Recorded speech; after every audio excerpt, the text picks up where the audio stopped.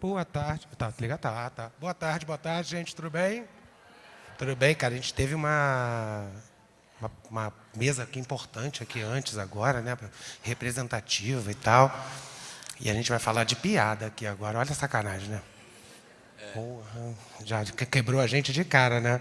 Sejam bem-vindos, sejam bem-vindos. Eu sou publicitário, né? Mas não foi por isso que eu fui chamado aqui. Eu também sou comediante. Eu tenho um comedy club no Rio de Janeiro, Solar Comedy. E até alguém aqui que já viu meu show de comédia aqui? 3 pessoas, né? É um sucesso, é. É isso, né? A gente vai estar lutando aí para acontecer. Mas, graças a Deus, não sou eu que vou falar sobre humor aqui, são essas feras que vão falar sobre humor. Então, em primeiro lugar, uma salva de palmas para eles aqui.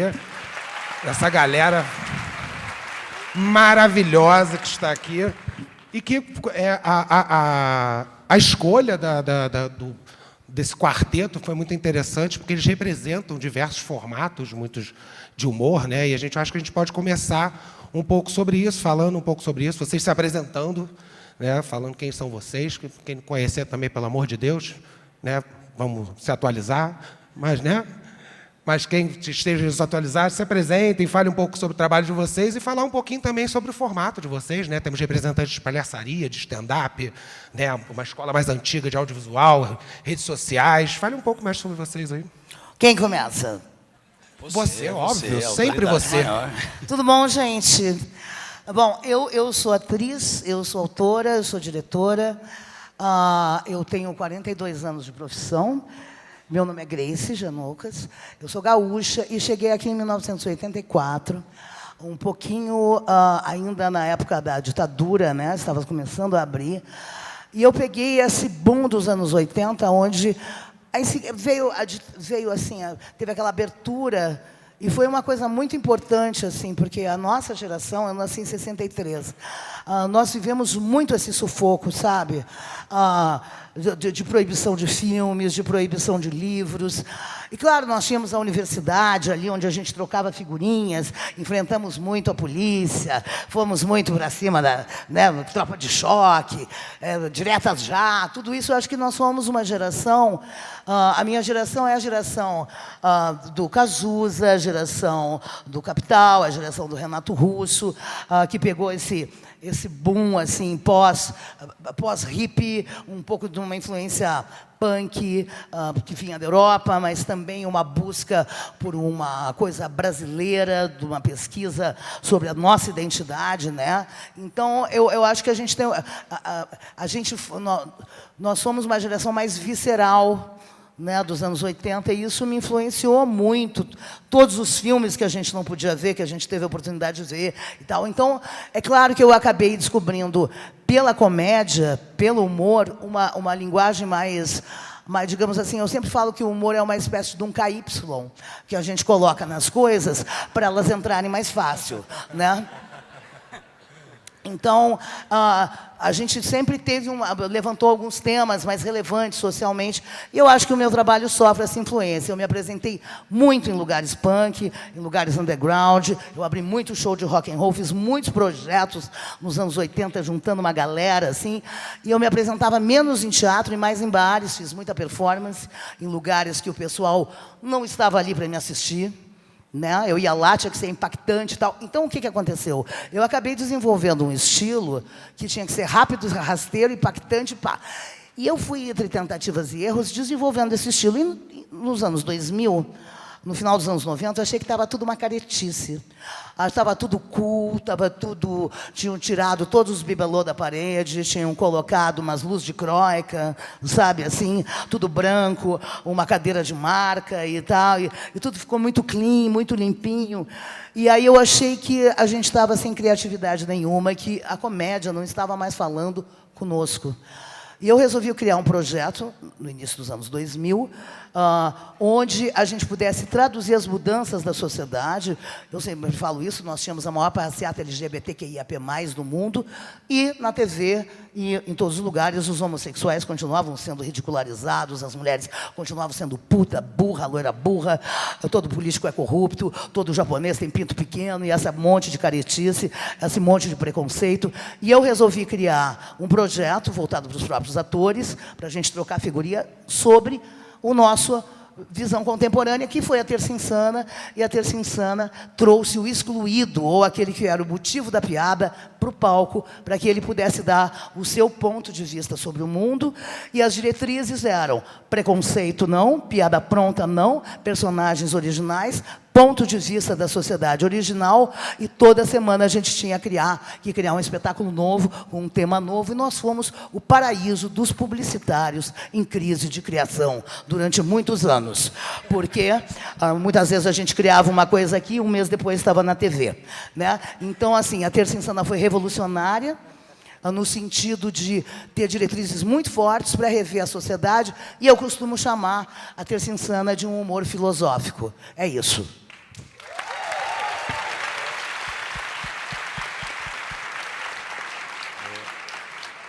Então, eu sou o Nando Viana, eu vendo bolo de pote e...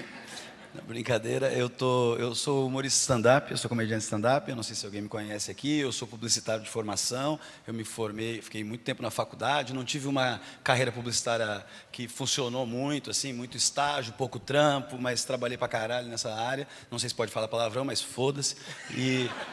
E depois da publicidade, a comédia, no final da faculdade, começou a entrar, comecei a fazer stand-up comedy ainda em forma amadora, viajando para São Paulo, eu sou gaúcho também, eu comecei a ir para São Paulo, para o Rio, para lugares que estava tendo essa cena que eu via na TV, comecei bem no início, assim, eu não sou da primeira geração, que tem o Rafinha, que tem o Danilo, que tem o Fábio Porchat, mas eu sou que viu eles na TV e resolveu ser logo depois, então eu comecei em 2007 para 2008 a fazer comédia, vim morar em São Paulo para 2010 para 2011, porque eu vi que a cena aqui era muito maior, e as coisas foram devagarzinho acontecendo. Lá por 2016 eu entrei no programa de televisão que deu uma guinada na minha carreira, que é o A Culpa é do Cabral, é um programa de canal pago, que fez muito sucesso, acreditem, não sei como, a TV ainda tem gente que assiste e tal, parece, e aí foi muito legal, junto com meus companheiros, Rafa Portugal, o Thiago Ventura, o Rodrigo e o Cambota, a gente... Chegou na pandemia, as pessoas assistiram muito esse programa ficou muito conhecido, eu não esperava que isso ia acontecer, minha carreira foi melhorando, as pessoas foram começando a me assistir mais, eu escrevo um espetáculo de comédia stand-up a cada 2 anos, mais ou menos, eu estou no meu 4º espetáculo, indo para o 5º, eu acho que eu serviria para estar no Terça Insana, porque as minhas diretrizes sempre foram muito parecidas com o que você prega, que é sem o clichê, sem o óbvio, sem onde estão indo, onde vamos ir daqui para frente, e eu acho que é aí que está a comédia, é aí que a gente tem que estar procurando. Eu também tive Comedy Club em Porto Alegre, eu tenho um em São Paulo que é o Minhoca Comedy Club, o Clube do Minhoca, para quem não conhece é um inferninho de 70 lugares, numa rua altamente cheia de cocô de cachorro mendigo, não dá para ter certeza.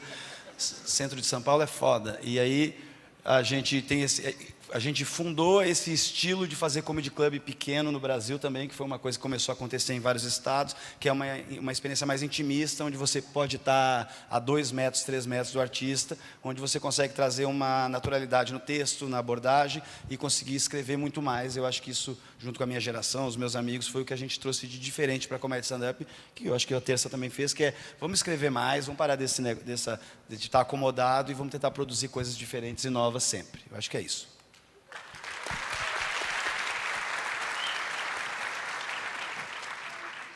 Oi, gente, eu sou Rafa Azevedo, eu tenho 32 anos e sou palhaça. Eu comecei sendo palhaça, na verdade, primeiro eu encontrei o teatro e eu queria ser atriz.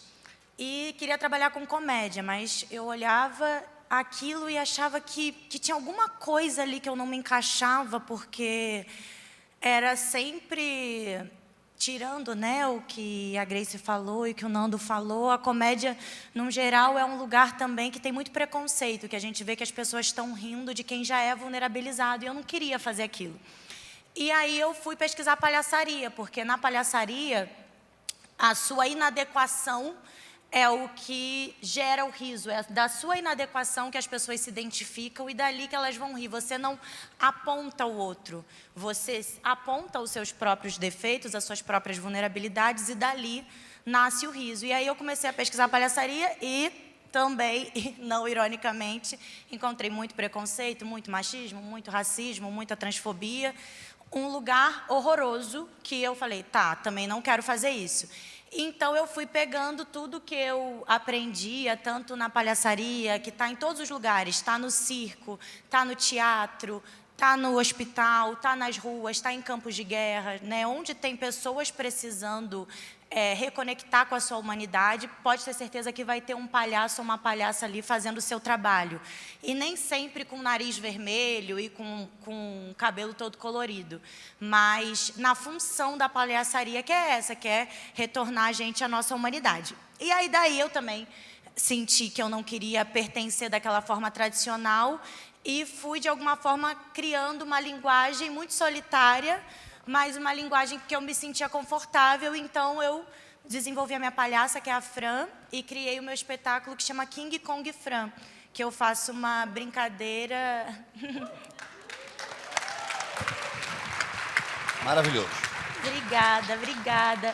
Eu sou muito feliz com esse trabalho. A gente está em 2 anos em cartaz. Ele já teve mais de 100 mil pessoas assistindo no teatro de forma completamente independente. Eu não tenho nenhuma marca comigo, eu não tenho nada. Eu só tenho público... Atenção, marcas, pelo amor de Deus, né, gente? É bem... Gente, eu vendo bem, hein? Mas eu vou de forma independente com o público. E, assim, isso é algo também que eu sei que é muito difícil no teatro, né? Que é levar. E eu faço em teatros de 1000 lugares, teatros de 700 lugares. Não é assim, ela lotou uma casa de 30, né? Assim, né? Mas não, é realmente algo muito valioso, porque o tema que eu trabalho em King Kong Fran é denunciando a violência contra a mulher. Eu pego o arquétipo da mulher gorila do circo e o arquétipo da palhaça e faço como se fosse a reinvenção hoje em dia. O que aterrorizaria a nossa sociedade, eu pensei, é acabar com o patriarcado. Então, eu vou fazer em 1h20 de espetáculo com que todos os homens da plateia sintam o que nós, mulheres, sentimos diariamente. De assédio, da violência contra a mulher, de toda a vulnerabilização que colocam o nosso gênero. E eu fico muito feliz que isso esteja fazendo tanto sucesso, mesmo sendo algo que sempre foi muito marginalizado. E é isso.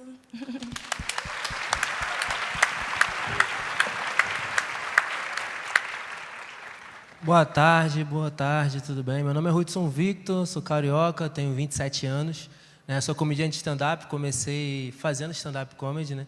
E eu sempre fui apaixonado pela possibilidade de trazer um discurso bem-humorado, né? Eu comecei a perceber que eu acho que as pessoas prestam mais atenção, né? Tanto é que na escola, o professor que geralmente a gente mais presta atenção é o professor que consegue fazer um humor, de certa forma, com o conteúdo dele, com a matéria dele, né? Então, eu sempre fui apaixonado por isso, né? Por isso até comecei a fazer faculdade de História, mas tranquei, não deu certo, né? Mas segui, assim, com essa vontade, sabe? E aí eu comecei a fazer comédia stand-up em 2017 e, assim, mergulhei dentro disso e percebi que o stand-up também me dava a possibilidade de aliar um discurso que eu quisesse passar para as pessoas, né?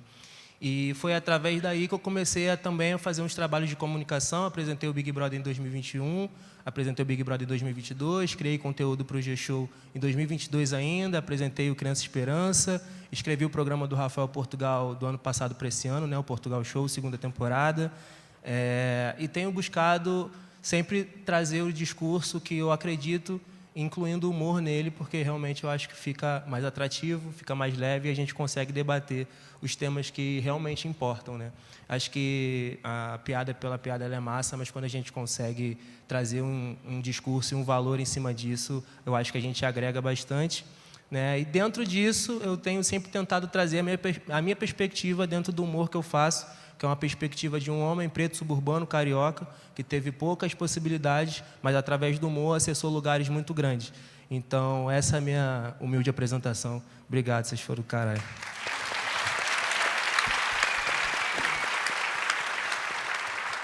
É legal você falar a história da piada é só uma piada, né? A gente estava até conversando backstage sobre isso.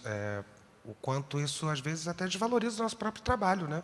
A gente se coloca como profissional do humor e a gente, ao mesmo tempo, até para abafar ali uma falta de responsabilidade com o nosso discurso, a gente vem com essa história da piada com só uma piada. Né? A gente até falou, né? Será que o engenheiro, quando um prédio cair, vai falar, não, esse engenheiro é só engenharia, só caiu aí, mas não tem problema não. E a gente não fala isso, né? Mas por que o comediante fala isso?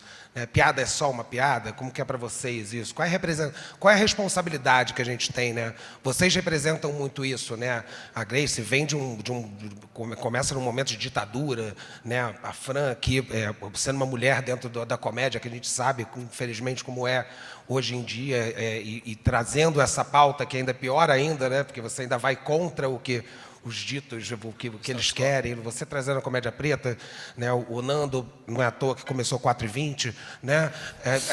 Né?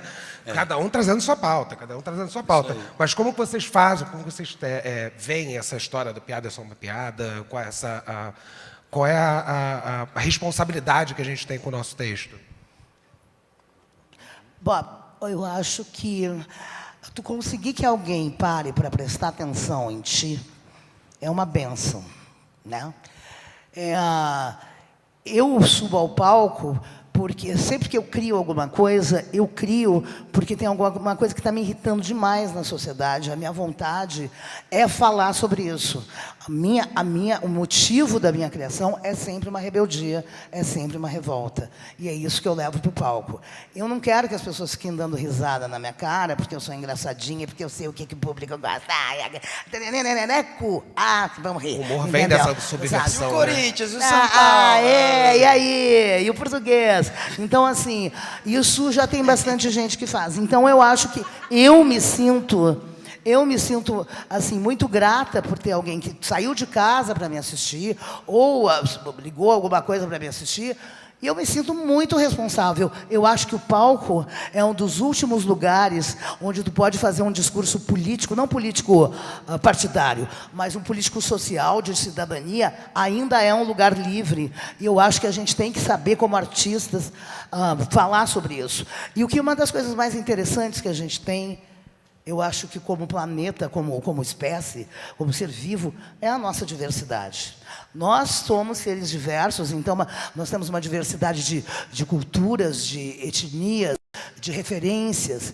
E eu acho que nós temos comédia para todas as referências, para todas as culturas. Isso é que é o bacana, sabe? Se você quiser ouvir só piada preconceituosa, tem quem faça. E a pessoa vai lá, vai assistir, paga, acha bacana, depois, se tiver alguém que não gostar, aí processa e tudo bem. Né? Isso. E aí, mas assim, eu acho que hoje nós temos... Eu vou falar uma coisa que eu sempre falo, tá? Para ilustrar essa pergunta, e tem uma frase do Goethe, que fala assim, o caráter de uma pessoa se mede pelas coisas que ela acha engraçadas. Né? Então, eu acho que tem humor para todos os caráteres. É só a gente escolher. Né? Perfeito. Eu sinto que o debate político, daí política mesmo, não só a coisa social, mas a política, ela acabou interferindo e entrando na comédia também, principalmente na comédia stand-up. Mas eu sinto que a base disso, assim, que dá essa dissidência, esse problema, esse conflito, esse ruído, é que tem humoristas na comédia stand-up que tentam trazer um realismo pleno, assim, um realismo absoluto, digamos, para cá. Ele tenta falar as coisas que ele pensa, que ele vive, que ele sente. Ele não quer dizer, pô, é difícil andar na neve, e ele nunca andou na neve, entendeu? Ele não quer falar esse tipo de coisa, ele não quer inventar. E daí nós temos na outra ponta o que se aproxima até do imaginário, do fantasioso, da pessoa que se vê aquela comédia com algo que não está dentro dela, mas que está fora. Só que isso também, digamos, num plano cartesiano, iria para o mais personagem, mais humano possível também, que você pode ser fantasioso ou não, dos dois lados, ou realista pra caralho ou não. Então eu sinto que as pessoas às vezes ficam nessa, porque o estilo dela é o estilo da pessoa que... Ela não quer falar o que ela faz, o que ela acha.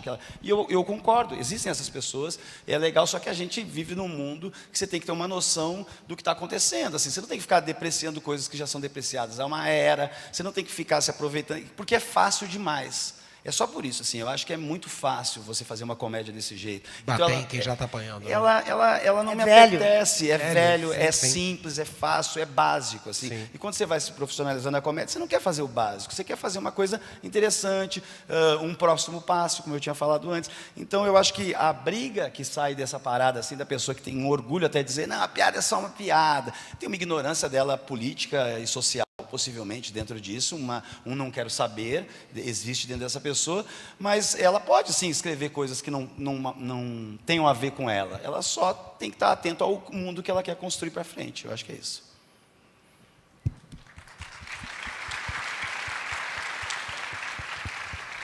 Eu enxergo o humor como uma forma de comunicação, assim, e eu admiro muito as pessoas que sabem fazer humor.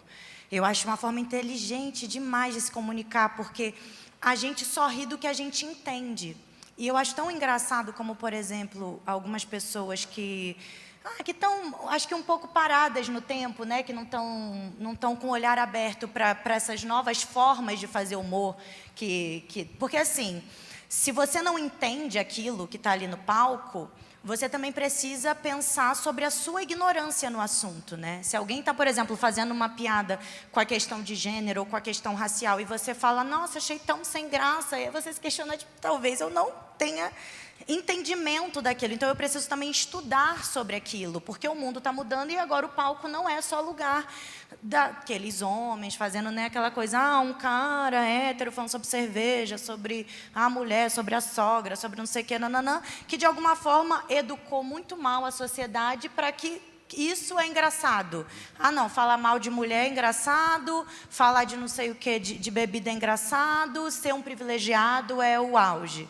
Então, eu acho que é isso, a gente vê que o palco agora são de outros corpos, de outras inteligências, e a gente também começar a estudar esses temas para poder rir daquilo. Verdade. Verdade. Na minha perspectiva, piada pela piada, né? Não é o que eu concordo, mas eu vejo que tem muita gente que defende esse ponto, né, ainda. Mas eu acho que isso causa uma inflamação e causa esses discursos controversos pelo simples fato da falta de diversidade nos palcos. Né? Claro. Ponto. Acho que isso é muito simples, assim. Comediantes pretos ou comediantes LGBTQIA+, ainda não tem o espaço necessário para fazer humor, né? Simplesmente pelo mercado ser dos brancos. Né? E isso daí precisa ser dito. Desculpa aí se eu gerei um climão da porra. Não, mas é verdade. É isso, assim, é só a gente citar quais são os donos de comediantes, donos de comedy club pretos aqui em São Paulo. Quem sobe lá diariamente, cotidianamente? Eu subo, mas eu sou só um que sobe. Sim. Né? Das mesas de roteiro que eu subi para poder escrever alguma coisa, eu era o único preto, né? Tanto no elenco ou tanto na base de roteiro. Então, a falta de diversidade. Quando a gente começar a entender que a gente precisa abrir espaço para novas vertentes, para novas visões, eu acho que a gente começa a mudar, né? E aí é importante ter quem contrata, né? As grandes instituições e quem contrata para poder tentar diversificar esse olhar. E a gente, enquanto público também, né? Eu enquanto comediante, mas também enquanto público, saber para quem eu questiono e para quem eu direciono minha energia. É muito melhor eu direcionar minha energia para um comediante preto ou que um comediante que eu me identifique, para ele fazer o corre dele, né? Se eu direciono essa energia para ele, é muito melhor do que eu ficar direcionando, talvez, hate para um comediante que eu não gosto, né? Porque o comediante ele vai ter que repensar uma hora, mano. Ele vai ter que pegar, ele vai ter que fazer alguma coisa para o trabalho dele ir para frente. E ainda tem muita gente no Brasil que consome esse tipo de humor, né? A gente veio há 20 anos com humor que simplesmente batia em pessoas pretas na nossa cara e a gente ria, né? Nossos pais riam, nossos avós riam, e é o normal, e tudo bem, a gente vai precisar evoluir. E aí é preciso se organizar. E eu sinto que ainda falta uma organização prévia para que a gente evolua de forma plena, né? Porque, por exemplo, a gente tem a premiação do prêmio IBEST, de melhores comediantes pretos brasileiros, melhores comediantes de stand-up 2024. Não tem um preto, pô. O que aconteceu com o Jordan Matheus? O que aconteceu com o João Pimenta? Tipo, Vatapá Comedy é um grupo lá de Salvador. Os caras estão lotando mais de 10 mil pessoas. Isso não sai em lugar nenhum. Por que não sai em lugar nenhum?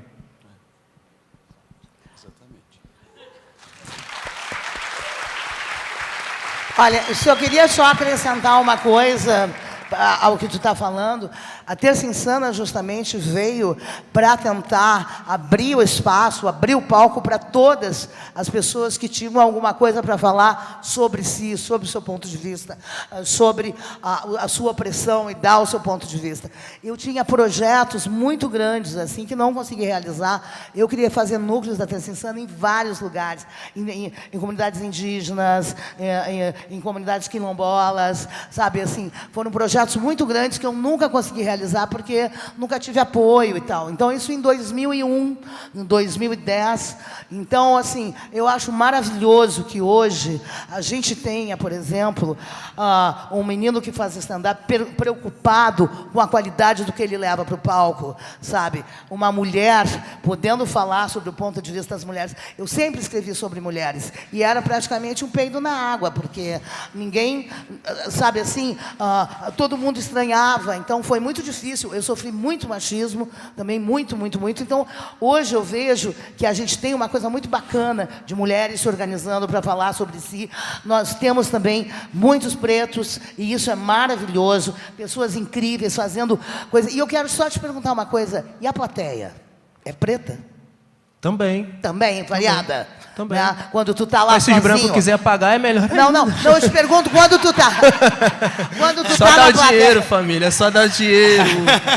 Não, quando tu tá fazendo o teu trabalho num clube de comédia, Piada- tem bastante preto assistindo? É assim, eu entendo que piada é piada, né? Se a piada Sim. for boa, funciona e ponto. Sim, Vai rir sim, branco, vai sim. rir preto e é isso. Não, mas eu te digo por uma formação de público que incentive também o humorista, Existe, né? existe, né? A vir mais e se fortalecer. Eu acho que nessa questão é muito do aspecto de que, claro que quando eu faço uma comédia preta, pessoas pretas vão se identificar muito mais Claro. com o que eu falo, né? Até porque não era feito, né? Exatamente. Mas pessoas pretas também se identificavam com brancos. Né? Claro, claro. E por que brancos não podem se identificar com negros? Sim, tá ligado? sim, lógico, Então, essa é a claro. questão, sabe? Piada é piada e a gente vai sempre tentando educar também o público e o público vai também vindo no que a gente se propõe a fazer enquanto artista. Porque comédia é arte, humor é arte, né? No final das contas. Não é um subgênero da arte, sabe?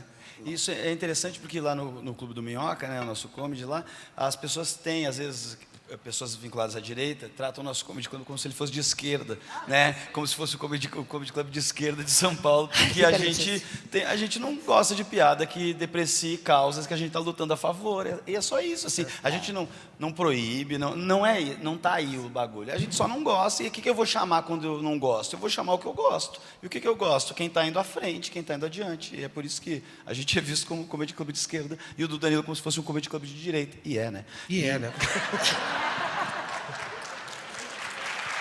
Não, mas eu acho sacanagem. E a polarização continua emburrecendo a sociedade. Não tem né? nada a ver. Só porque ele fez um negócio com o BNBL, nada a ver. A gente Não. Sigamos. Mas eu acho muito legal que tá tendo esse movimento de você fazer noites de mulheres, noites de comediantes pretos, mas tem que ir além. Né? É muito doido como a gente fala, nossa, já tem 2 mulheres no elenco. E a gente nunca vê que tem 4 caras no elenco, né? A gente nunca vê que tem um elenco só de homens, né? Mas quando tem 2 mulheres, mas vai ficar só mulher? Vai ser uma noite só de mulher? Qual o problema de ser uma noite só de mulher? Pelo amor de Deus, tem mulher a gente foda tem pra tanto pra caralho. falar. Sim. Um dia a Mel Maher, foi a Cris Paiva que falou pra mim, por que as pessoas colocam uma como se fosse uma cota, uma mulher no elenco de 5 pessoas tem uma mulher? Eu queria encontrar no camarim mulheres para conversar também. Por que a gente tem, não é 4 mulheres e um cara? Onde que tá isso? Eu sinto que começou a melhorar, mas ainda é muito sutil. Mas sabe, tem que essa diversificar. 2 mulheres numa moto roubando os outros. A gente tem que começar. Vamos se organizar, mulherada. Vamos começar a fazer isso aí. Isso reflete no mercado pra caramba, né? Se a gente olhar os streams, por exemplo, eles têm produzido cada vez mais especiais de comédia stand-up brasileiros. Né? E os negros? Não parece que não tem comediante preto brasileiro. A gente tem um na Netflix e só. Yuri, né? Ponto. É do Yuri, sim. E aí... Sigamos. Prossigamos aí. E aí é isso, sabe? Tipo, a gente precisa de ter mais...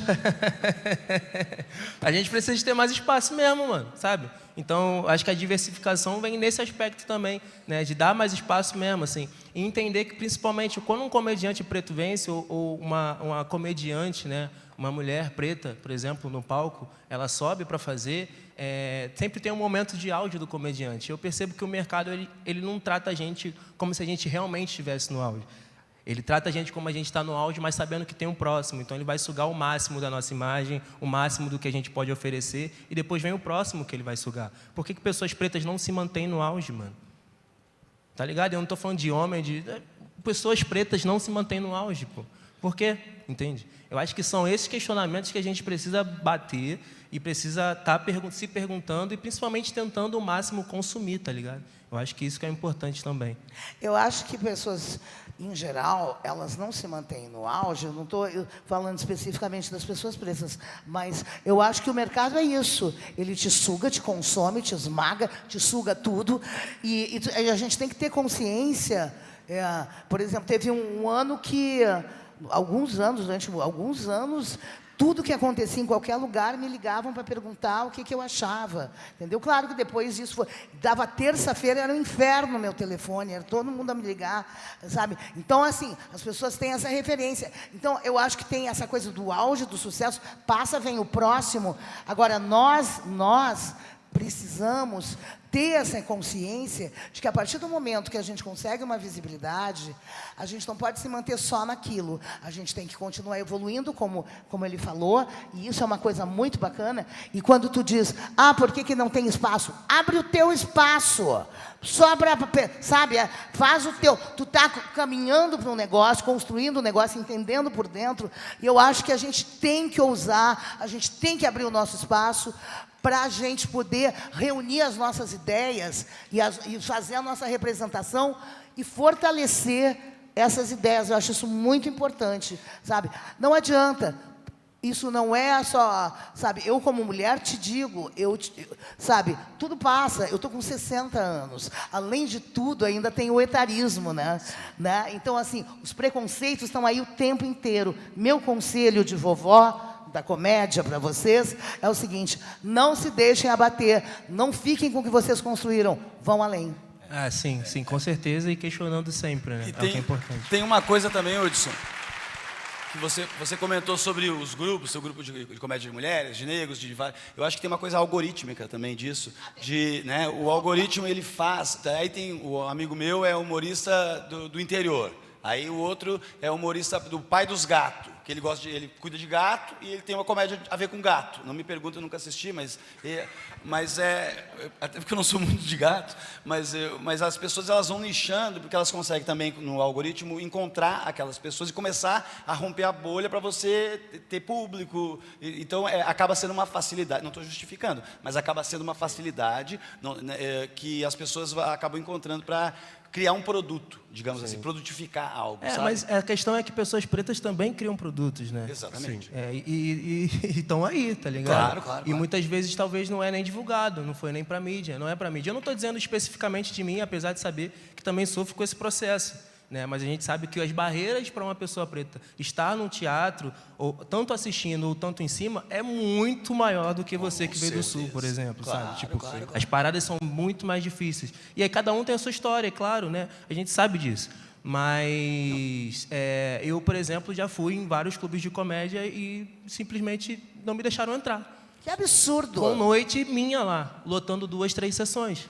Isso já aconteceu comigo. Já escutei várias vezes isso de humoristas negros também, de dizer, Pois é. o Então não é uma questão algorítmica, né? Não, tá isso lá não é atrás. algoritmo. Não. O algoritmo que eu quis dizer, pela produtificação, ela existe, mas o dilema social, a gente exatamente. nem, isso debatendo resplandece demais, né? O Por algoritmo exemplo, é um reflexo, né? É um reflexo do que a gente vive na sociedade. Do que as pessoas também estão acostumadas a consumir e que elas querem consumir. A gente vem de um país de 500 anos de escravidão, tipo, sabe? Tipo, o último país a abolir a escravidão. Achar que isso também não está na arte que as pessoas gostam de consumir ou na arte que as pessoas gostam de fazer é muita ingenuidade, na minha visão. Sim, o Brasil é racista. Sim. Racista pra caralho. Sim. Com certeza. E já que a gente está indo para esse lado, se manter relevante, né, de algoritmo e tal, como se manter relevante, manter a essência... Eu não tenho a menor ideia. E atender essas demandas de redes sociais sem Rivotril e terapia e aí eu não bater tenho com a ideia cabeça na mesmo. parede, chorando em posição fetal. Como que a gente faz? Eu acho que essa coisa prateleirizada é muito chata, na verdade. Por exemplo, eu assisto um negócio, que nem um streaming, né? Aí tu vê um filme, aí... Você assistiu não sei o quê? Veja mais outros filmes dessa qualidade que você poderia assistir. Eu quero diversidade. Eu quero assistir ele. Eu quero assistir ela. Sabe? Então, acho o algoritmo um filho da puta. Ela não quis me sabe? assistir. vocês Eu viram? acho que ela não quis assistir Ela nós. não me quis Tu me assistir, entendeu? tu viu? Não, eu quero Ele ver assistir coisas ela. variadas. Eu quero ver o que estão... Então, assim, fica mais do mesmo. Para mim, que gosto muito de ver coisas diversas, eu acho que tudo vai ficando muito pobre. Então, eu acho que o algoritmo faz aquela coisa prateleira, né? Bota todo mundo nas prateleiras e nos impede de ampliar esse olhar para o diverso e para o todo, para que nós consigamos, inclusive como artistas, ter um distanciamento crítico para falar da sociedade como um todo e ter um discurso mais contundente. Então, eu acho que, como dizia o Cazuza, é um museu de grandes novidades, o algoritmo. Algoritmo, esse negócio. Concordo. Eu acho que é você. Eu fico pensando, até dessa discussão agora que estava tendo, que eu acho interessante a gente pensar, mais uma vez, né, pensando nessa questão que os corpos que agora ainda estão de uma forma muito ainda sem equilíbrio, né, mas tendo alguma visibilidade, não tinham e não tem, né, nenhuma facilidade, não tem nenhum apoio, não tem nenhuma marca chegando junto, não tem nenhuma dos streams, sabe, colocando ali. Então, eu vejo, por exemplo, a internet, as redes sociais, como algo positivo nesse ponto, porque a gente consegue criar comunidades. E o que eu acho tão importante nisso, sabe, porque assim, como eu estava falando da questão de ser natural aquele humor do cara hétero, branco ali, ser como algo que todo mundo já ri, porque a gente foi educado desde sempre. Como é isso? A gente foi educado com a questão racial de uma forma muito cruel. Então, a gente precisa criar as nossas próprias comunidades, porque eu tenho certeza que você sabe disso, né? Que não vai ter nenhum cara desses que vai te dar a mão e vai te abrir espaço, porque eles não vão, porque eles querem manter os privilégios deles. Então, assim, se você não cria a sua comunidade, ali a rede social é você com seu público, sabe? E dali crescendo, gente, e fazendo, que falam, né? Que é racismo reverso, né? Que é não sei o que reverso. Que seja, que faça, porque tem que ser feito, porque essas pessoas que estão privilegiadas, e aí eu me incluo na questão racial e na questão cisgênera, elas se protegem. Então, assim, é preciso, se você tem algum privilégio, é preciso você ter a humildade, primeiro, de escutar, e o segundo, de apoiar como você pode ali, sabe? Eu preciso estudar muito sobre a causa trans, porque eu sou uma mulher cis, então eu não sofro aquilo. Eu preciso estudar muito a questão racial, porque eu sou uma mulher branca, então eu não sofro aquilo. Se a gente tentar, de alguma forma, se manter, não perceber que a gente precisa abrir um espaço, e abrir o espaço é indo lá, pagando o ingresso, sabe? Porque as pessoas, elas são muito mais, na verdade, interessantes do que isso que já está na cena, porque esse humor que está na cena, que esses caras estão fazendo, é um humor velho, é um humor que emburrece.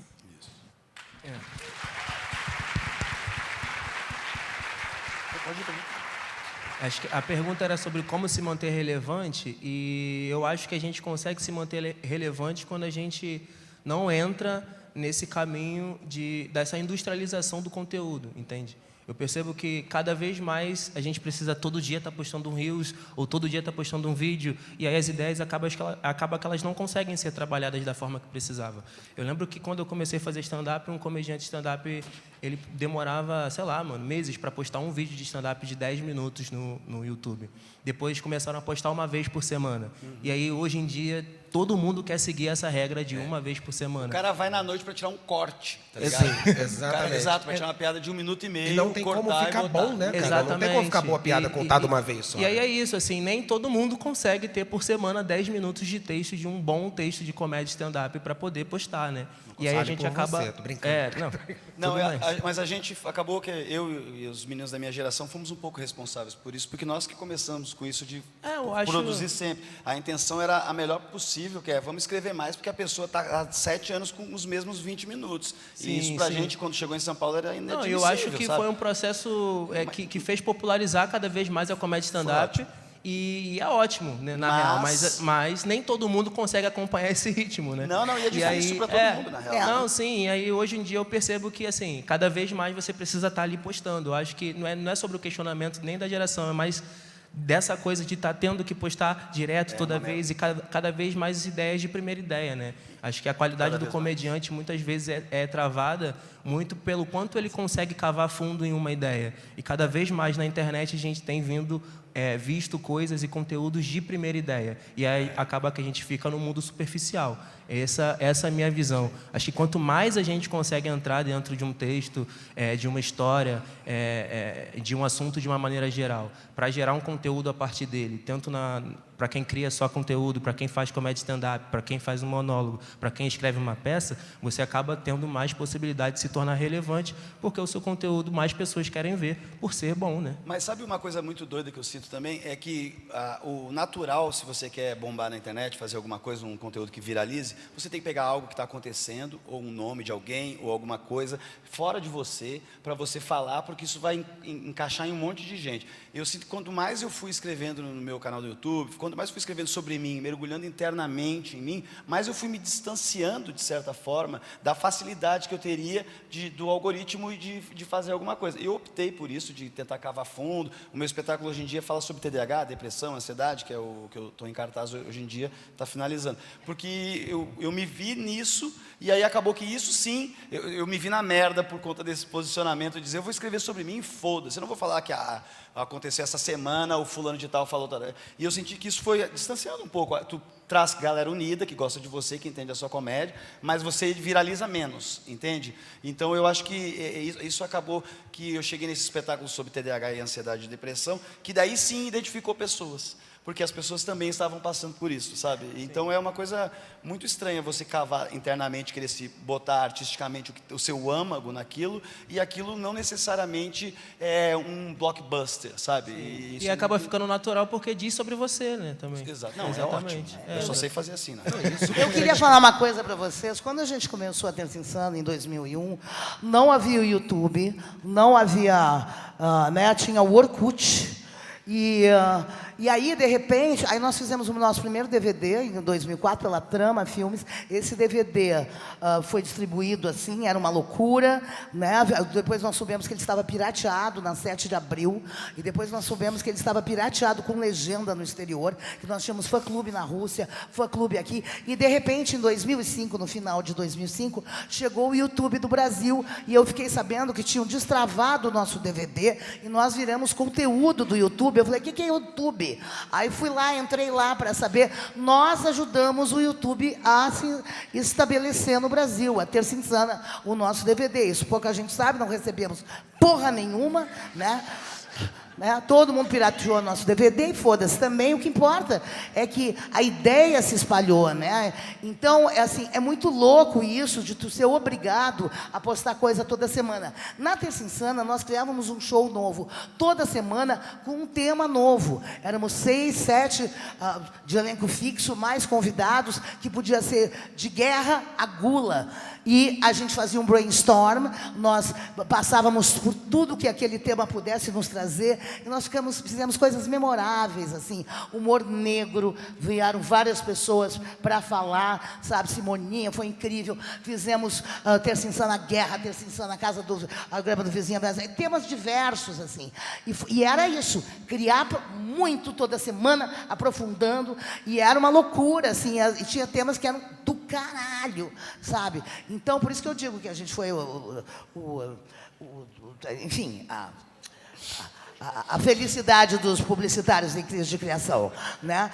Mas, assim, o que eu vejo hoje, gente, oficialmente, em termos de apoio, em termos de patrocínio, e falo para ti, né, porque o teu espetáculo é revolucionário, é cutucativo, o teu trabalho também, é que as empresas estão muito pisando em ovos para patrocinar. Elas não querem patrocinar ninguém que tenha um discurso transgressor. Por mais que elas botem no comercial gente de todas as etnias, e gente com problema de pele, e gente com não sei o quê, e gente com, sabe, com deficiência auditiva, eles querem ser inclusivos, mas eles não incluem ninguém. Eles querem ficar num discurso neutro, porque ano que vem as religiões pentecostais passam todas as outras religiões aqui no Brasil. Então, eles estão preferindo apoiar a noviça rebelde, que é uma coisa assim, chapa branca, do que alguém que tenha um discurso visceral e que esteja cutucando. Eu, por exemplo, agora estou fazendo Dercy Gonçalves. Com certeza. Estou fazendo Dercy Gonçalves, nasci para ser Dercy. Nós ganhamos o prêmio Melhor Dramaturgia Brasileira, do Bibi Ferreira. Eu ganhei o Shell, ganhei o APCA, ganhei o PRIO de Melhor Atriz. E nós não temos patrocínio.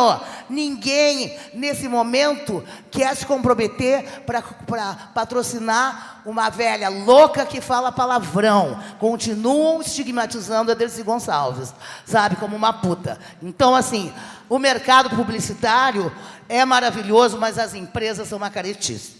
Isso aí, porra. Gente, muito obrigado.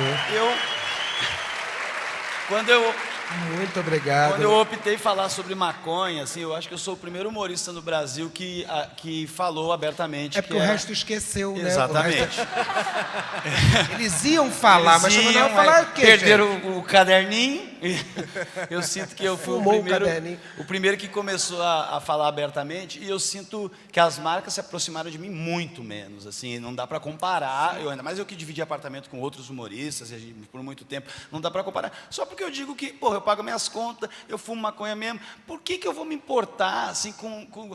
eu não acho legal. Foda-se, tá ligado? Não fume, eu fumo e vamos viver a vida. Só que aí, trazer isso para si tem ônus. E você tem ônus e você vai perder, e você não vai ter patrocínio, e você não vai ser menos chamado, e é foda-se. Queria ganhar dinheiro? Queria ser chamado? Queria. Mas não vale a minha saúde mental e não vale a cabeça. Marca de larica? Aí, ó, doce de leite. A marca de seda nunca tem porra nenhuma de dinheiro, entendeu? Só me manda seda, eu tenho seda para construir uma casa, sacou? Não tem bosta nenhuma que chega de um negócio, de larica, pelo menos. Tanta marca do lado que podia ser, sabe? Não tem. Gente, isqueiro, pelo menos. Com certeza. A cena da comédia está cada vez maior no Rio de Janeiro. Aqui de São Paulo está bem mais estabilizada. No Rio de Janeiro está crescendo bastante. Né? Mas ajudem, patrocinem. Se você é uma grande marca, patrocinem, cara. São 4 comediantes fodas que estão aqui no palco. Né? Se você é público, vai lá dar dinheiro. A melhor forma de ajudar o comediante é dando dinheiro para ele, entendeu? Vai lá, paga o ingresso, e não paga meia, não. Deixa de ser cara de pau, paga inteirinha lá, né? Pagou a grana para estar aqui, que a gente sabe. Então, pô, paga lá pro comediante também, tá para assistir comédia. Tem a Casa do Nando, pô, o Clube do Minhoca, maravilhoso, tem sempre show maravilhoso. Vai ter Terça Insana de volta. A gente está fazendo um especial Terça Insana lá no Clube Barbicha. São até dia 15, dia 29... 2 e 3, são shows diferentes, com pessoas que passaram pela Terça Insana e tal, com temas diferentes. Vejam lá no nosso Terça Insana oficial. Quem quiser ir, vá, porque vai ser bem legal, está sendo bem legal. E eu estou por aí, viajando no Brasil também, quando nasci para ser Dercy. E é isso aí, vamos na raça. É isso. Vamos na raça. Vamos na raça. Falou tudo. Não, sabe, eu queria só dar uma pontuada. A Dercy Gonçalves foi uma mulher que nasceu em 1907, e numa cidade super preconceituosa, que foi super incompreendida, super caluniada, porque tinha uma personalidade muito forte, que ninguém conseguiu domar, e aquela cidade praticamente expulsou ela de lá, e nós ganhamos Dercy Gonçalves. E uma mulher que criou um estilo de comédia brasileiro, brasileiro. Ela, o Oscarito e o Grande Otelo, eu posso, assim, por todas as pesquisas que a gente fez, eles criaram um estilo de comédia brasileiro que todo mundo persegue. É um tempo de comédia. Tem um tempo de comédia inglês, tem um tempo de comédia francês, tem um tempo de comédia americana. Eles criaram um tempo de comédia brasileiro. Todo mundo persegue e ninguém deu crédito para Dercy Gonçalves, porque a história foi contada pelo ponto de vista dos homens, né? E essa mulher abriu porta, enfiou o pé na porta para que nós, mulheres, hoje, possamos estar onde a gente está, em muitos momentos. Então, assim, a marca que não valoriza uma mulher como Dercy Gonçalves é uma marca bunda mole. Bunda mole. Gente, queria pedir só um último favor para vocês. A gente tem esse costume em shows de colégio. Vocês puderem pegar o celular e acender a lanterninha, só pra gente fazer. Você é a única mesa que faz isso, daquela acendia aquela lanterninha. Tá Quem foi no show de nosso tempo, stand-up é já isso? sabe o que a gente tá fazendo. Fazer um videozinho, aquele Já videozinho. deu uma hora que nós estamos aqui? Já deu uma hora ali, ó. 0, 0, 0, gritando na nossa cara ali. Entendeu? Agora Gente, aquele quem for momento da fumar um falsidade. depois pode fala, me quem chamar." gostou, aí grita. A galera do Rio, tiro pro alto, entendeu? Quem votou no Datena, cadeirada do lado. É isso, entendeu? É isso. A gente vai aqui, ó, agora. E, ó, tem que virar, que o negócio tá ficando velho. o cara Gente, se vai tiver sem confundindo. celular, pode acender uma vela É também. isso, acende uma vela, acende um baseado, faz alguma coisa. Se tiver Moto G, não levanta não. Acabamos agora a mesa aqui, ó, por quantos anda o humor aqui no Festival de Clube de Criação, com presença do Hudson, da Rafa, do Nando, da Grace, uma galera muito doida aqui. E parece que a galera gostou. Vocês gostaram da mesa, galera? É isso aí, ó, viu? Valeu, gente. Eles aplaudiriam se não tivesse com o celular na mão agora. Deu um problema aí nesse final.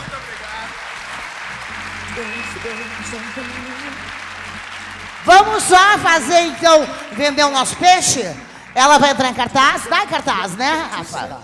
Estou em cartaz aqui em São Paulo, no Teatro UOL, toda terça, quarta e quinta. E em BH, eu vou fazer uma data dia 18 de novembro e no Rio de Janeiro, no Teatro Riachuelo, em janeiro. E ele? Quem puder me acompanhar lá na rede social é o Hudson Victor.